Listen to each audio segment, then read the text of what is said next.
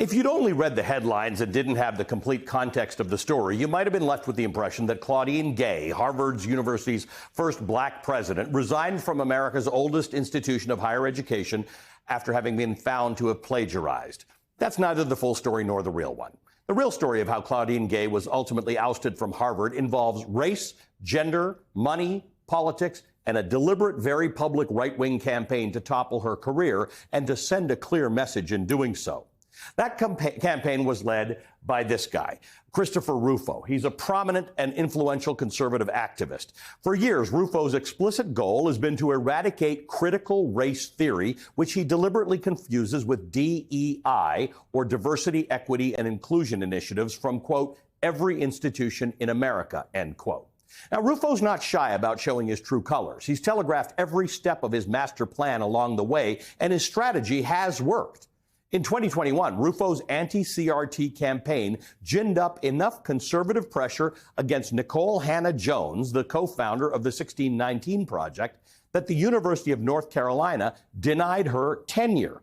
Jones, by the way, had a Pulitzer Prize, a MacArthur Genius Grant, and support from the school's chancellor and faculty. No one who had held the position to which she was hired had ever before been denied tenure. But that history and her accomplishments were no match for the conservative pressure cooker. Hannah-Jones moved on. She's now chairing the Knight Chair of Race and Journalism at Howard University. Now, Christopher Rufo doesn't do it alone. He acknowledges that the highly coordinated campaign to force Claudine Gay to resign from Harvard was a three-pronged attack. That's what he told Politico's Ian Ward last week. Quote, this really was a team effort that involved three primary points of leverage. First was the narrative leverage, and this was done primarily by me, Christopher Brunette, and Aaron Sibarium. Second was the financial leverage, which was led by Bill Ackman and other Harvard donors. And finally, there was the political leverage, which was really led by Congresswoman Elise Stefanik's masterful performance with Claudine Gay at her hearings. When you put those three elements together, narrative, financial, and political pressure, and you squeeze hard enough, you see the results that we got today, which was the resignation of America's most powerful academic leader, end quote. There it is, clear as day. Christopher Rufo's own words. Christopher Rufo and this crew of strange bedfellows helped to bring down the president of Harvard, not because of who she was or what she did, but to advance their own particular causes. And I want to go through those causes with you. There was a target on Claudine Gay's back since the war between Israel and Hamas triggered protests on college campuses, along with a surge in anti-Semitic and anti-Arab violence. And while these tensions exist on many university campuses, three university presidents in particular, Claudine Gay, Elizabeth Magill of the University of Pennsylvania, and Sally Kornbluth of MIT, were singled out for their responses to student reactions to the October 7th attack, specifically and Israel-Palestinian tensions on campus more broadly. In December, they testified before the House of Representatives in hearings that were supposed to illuminate anti-Semitism on campus, but in reality, those hearings were a trap. And that's where Republican Congresswoman Elise Stefanik comes in. She asked Gay whether, quote, calling for the genocide of Jews violated Harvard's rules of bullying and harassment, end quote. All three presidents said in one way or another that it would depend on the context. This answer was widely condemned, deemed by experts to be legally correct but lacking in empathy. Penn's Elizabeth Magill resigned not long after the hearing. Sally Kornbluth of MIT is still in her post, and Claudine Gay lived to fight another day at Harvard, that is, until Christopher Rufo dispatched the next prong in his plan. Now, put a pin in that for a moment. I want to point out the irony of Elise Stefanik's political theater during that hearing. Stefanik is an ardent supporter of Donald Trump, a man with a long history of using anti-Semitic tropes. He invited the anti-Semite Kanye West and the Holocaust denier Nick Fuentes to dine with him. He said that among the protesters who chanted "Jews will not replace us" through the streets of Charlottesville, there were some, quote, very fine people, end quote. And of late, he's been echoing Hitler in his campaign speeches. No matter how many times you say the word anti-Semitism, you are the company you keep. Okay, let's go back to Christopher Rufo. With the help of two conservative reporters, Christopher Brunette and Aaron Sibarium, Rufo started floating accusations that Claudine Gay plagiarized academic work. Those allegations went from Rufo's blog to the pages of conservative publications to mainstream publications like the New York Times. Harvard itself never accused Gay of plagiarism, but it did investigate the allegations and found that they are at worst instances of inadequate citation. They're not what the word plagiarism might make you think. Claudine Gay was not stealing anyone's ideas, nor was she presenting other people's ideas as her own. And Harvard did not conclude that any issues in her academic citations amounted to misconduct. Now, normally that'd be the end of it. But here's possibly the ugliest part of this whole chapter. At America's universities, academics and speech and learning are not primary. Money is. Bill Ackman is an American billionaire hedge fund manager and a Harvard alum.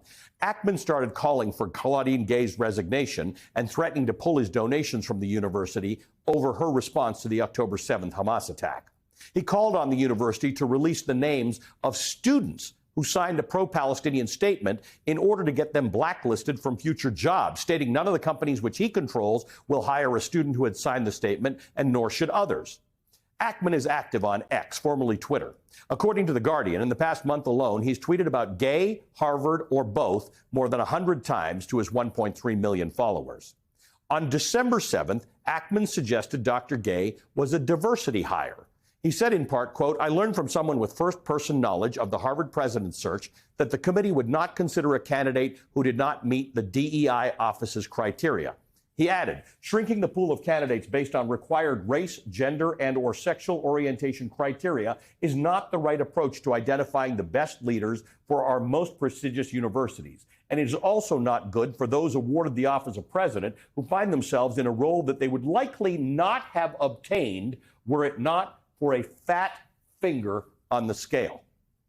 Ackman brought Stefanik and Rufo's allegations, anti-Semitism and diversity, together in another 400-word screed on X in which he takes aim at Harvard's DEI movement, saying that it is, quote, "the root cause of anti-Semitism at Harvard," end quote. There you have it. Diversity is anti-Semitism, or efforts to achieve diversity are anti-Semitism. Here are some more greatest hits from Ackman's rambling post. Quote, "DEI is racist because reverse racism is racism even if it's against white people." And quote, "Having a darker skin color, a less common sexual identity, and or being a woman doesn't make one necessarily oppressed or even disadvantaged." Ackman also says Claudine Gay should not remain as faculty at Harvard because of her, quote, "serious plagiarism issues." There's another academic, Neri Oxman, a tenured professor at MIT, who was accused of plagiarism this week. Business Insider published 2 investigations in which Oxman reportedly plagiarized parts of her 2010 doctoral dissertation at MIT. The allegations range from passages that were missing quotations for proper citations, similar to the accusations against Claudine Gay, to Oxman allegedly lifting full paragraphs from Wikipedia, which, if true, seems to be much worse than what Claudine Gay is accused of doing. After Business Insider's first report, Oxman apologized for the errors and said she would ask MIT to make any necessary corrections. So why do we care about Neri Oxman? Because Neri Oxman is the wife of Bill Ackman, who insisted that Claudine Gay resign over similar infractions. But to his wife's infractions, Bill Ackman said, quote, "Part of what makes Neri human is that she makes mistakes, owns up to them, and apologizes when appropriate," end quote. Bill Ackman's wife had imperfect citations in her Ivy League dissertation, and that was a mistake. Harvard's first black president, who must have been a diversity hire and hence substandard, had imperfect citations in her Ivy League dissertation, and now she's gone from the job. Oh, and if you're an MIT professor, watch your back, because now Bill Ackman says he's going to use his billions to review the work of all current MIT faculty. It's not clear yet. The story of Claudine Gay's resignation is about a lot of things, but it's not really about plagiarism, nor was it ever really about anti-Semitism. In a New York Times op-ed, Claudine Gay gave a warning to America, quote, "The campaign against me was about more than one university and one leader. This was merely a single skirmish in a broader war to unravel public faith in pillars of American society." She adds, "It's not lost on me that I make for an ideal canvas for projecting every identity about the generational and demographic changes unfolding on American campuses. A black woman selected to lead a storied institution."